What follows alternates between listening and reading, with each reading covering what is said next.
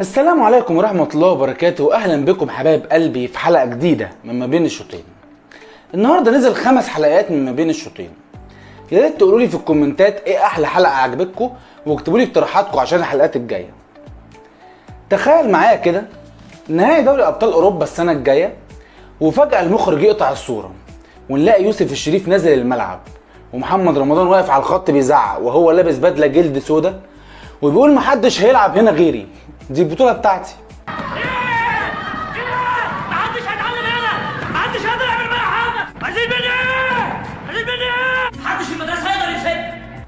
قبل ما تبدأ الحلقة ما تنساش تنزل تعمل لايك وسبسكرايب للقناة وتفعل زر الجرس عشان يوصلك كل جديد. بسم الله، يلا نبدأ.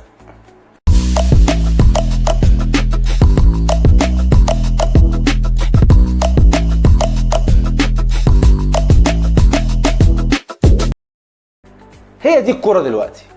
الكرة بقت عبارة عن مسلسل، والماتش بقى حلقة درامية. بطل عنده صراعات داخلية، جمهور بيعيط، مؤامرات، مشاهد فلاش باك، ولحظات كلوز اب على دموع الحارس بعد ما دخل فيه جول. والمدرب ما بقاش له اي لازمة. احنا محتاجين سيناريست، واحد شاطر يكتب لنا سكريبت فيه تقلبات، بداية درامية، حبكة وصراع ونهاية غير متوقعة. يعني مش مهم تكسب، المهم تبهر. ايه الظلم ده؟ الله، وانا كل ماتش اتطرد، عملت ايه انا يعني عشان اتطرد؟ ما تطلع عاد وانت ساكت، ده انت لعيب رخم قوي. ماشي. الواد ده غريب، مرة يصبغ شعره، مرة يتخن نفسه، واد عجيب. تعالوا نفكك مع بعض حلقات المسلسل. أول حلقة بداية درامية. كل فريق دلوقتي لازم يبدأ الموسم بتاعه بفضيحة، حد يتصاب، حد يتهرب من التمرين، خلاف في غرفة الملابس، مدرب يمشي بعد أول ماتشين زي برشلونة موسم 2021. بعد ما ميسي مشي الفريق بدأ الموسم زي فيلم حزين بدون نهاية، بس الجمهور كان بيتابعهم مش عشان يتابع الكورة، لا، عشان القصة جذبتهم. البداية بالخبر الذي هز أركان الوسط الكروي في العالم، حيث أعلن برشلونة رحيل نجمه ليونيل ميسي، معيدا السبب في ذلك إلى المعيقات الاقتصادية المرتبطة بالأساس بسقف الرواتب الخاص برابطة الدوري الإسبانية.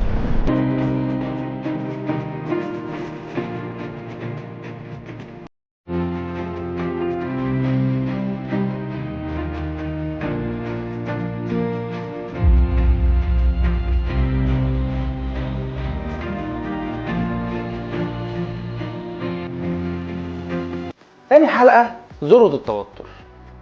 لازم تبقى في لحظة كل حاجة فيها بتبوظ. الفريق يخسر 3 ماتشات ورا بعض، الإدارة تعلن بعدها حالة الطوارئ، جمهور ينزل تويتر يسب، اللاعبين يقفلوا الكومنتات، زي بالظبط الزمالك موسم 23 لما الجمهور بقى مش عارف ينام من كمية الدراما اليومية على الفيسبوك، كل يوم في تويست. لكم كمان معلومه ان اشرف بن شرقي يمكن بلغ الناس اللي حواليه ان شاء الله مباراته القادمه امام المقاولين، ثم غزل المحله في غزل المحله، ثم نهائي كاس مصر هتكون اخر مباريات اشرف بن شرقي مع نادي الزمالك. ال3 مباريات الاخيره اكيد كلنا زعلانين وحزانه على فراق ورحيل لاعب مهم جدا جدا، ثم هياخد اجازه تقريبا 10 ايام قبل ان ينضم لناديه الجديد، وناديه الجديد اعتقد في الدوري القطري. الحلقة الثالثة البطل المخلص. لازم يبقى في نجم فجأة يرجع من الإصابة، أو لاعب كان بيتهاجم بقاله 10 سنين ينزل فجأة يجيب جون في الدقيقة 90 من نص الملعب، ويفضلوا يكتبوا عليه العودة الأسطورية، زي بالظبط أحمد عبد القادر مع الأهلي في آخر موسم ليه. فجأة بقى هو اللي بيشيل الفريق، والجمهور بقى بيغني باسمه بعد ما كانوا بيقولوا عليه ما بيعرفش يباصي كورة. عاد فيها بالنص، حمدي محاولة لعبة للنادي الأهلي، تعالوا نعوضها مر من الله الله الله الله.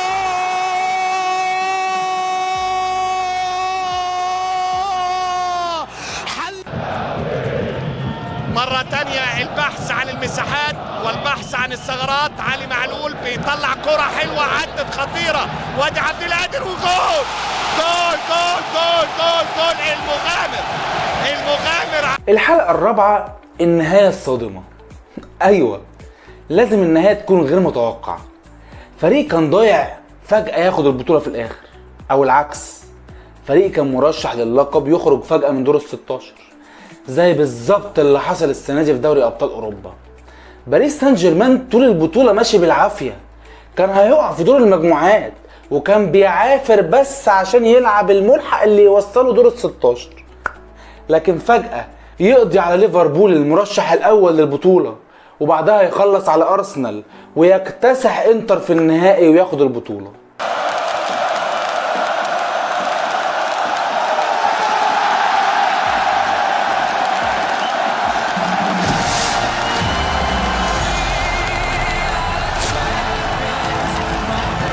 الحلقة الخامسة، الإخراج الفني.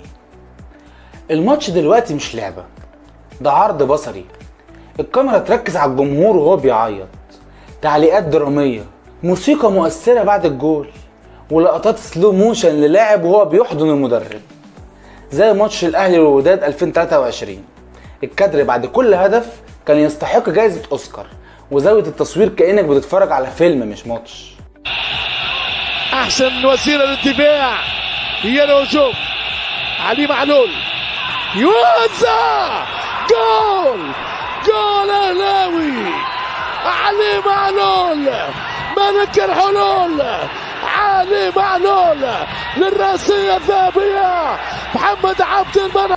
الحلقة السادسة، اللعيبة نجوم الشباك. اللاعب دلوقتي مش بس بيلبس تيشيرت الفريق، ده كمان عنده على يوتيوب فلوج، اعلان، وصور بالبدله، وكلام عن التنميه البشريه، زي بالظبط كريستيانو رونالدو. عنده اكتر من 600 مليون متابع، الناس بتشتري التيشيرت بتاعه اكتر من بتشتري كتب المدرسه. من الاخر احنا بقينا دلوقتي في زمن الكرة فيها 3 حاجات اهم من التكتيك. اول حاجه القصه، الجمهور بيتفرج على المشاعر قبل الاهداف. تاني حاجه الشخصيات، كل لاعب بقى عنده دور درامي. تالت حاجة الانتاج، اي ماتش دلوقتي بيدخل فيه اخراج وتصوير وتعليق كأنه فيلم. والمضحك اننا بقينا نحلل اداء اللاعب من تعبير وشه مش تحركاته. يعني مثلا شايف نظرة الحزن اللي في عينيه، ده راجع بعد اصابة نفسية هيولع في الماتش. وفي نهاية الموضوع احنا قدام واقع جديد، الكرة مش بس رياضة، بقت عرض متكامل، واللي مش هيعرف يكتب سيناريو هيتنسي. فلو انت مدرب ومش بتعرف تكتب قصص، انصحك تتواصل مع اي مؤلف درامي من نقابة السينمائيين، لانه باختصار الكرة دلوقتي بقت مسلسل محتاجة سيناريست مش مدرب، واللعيبة نجوم شباك. لو عجبتك الحلقة انزل اعمل لايك وسبسكرايب للقناة، وما تنساش تفعل زر الجرس عشان يوصلك كل جديد. كان معاكم محمد فريد ما بين الشوطين.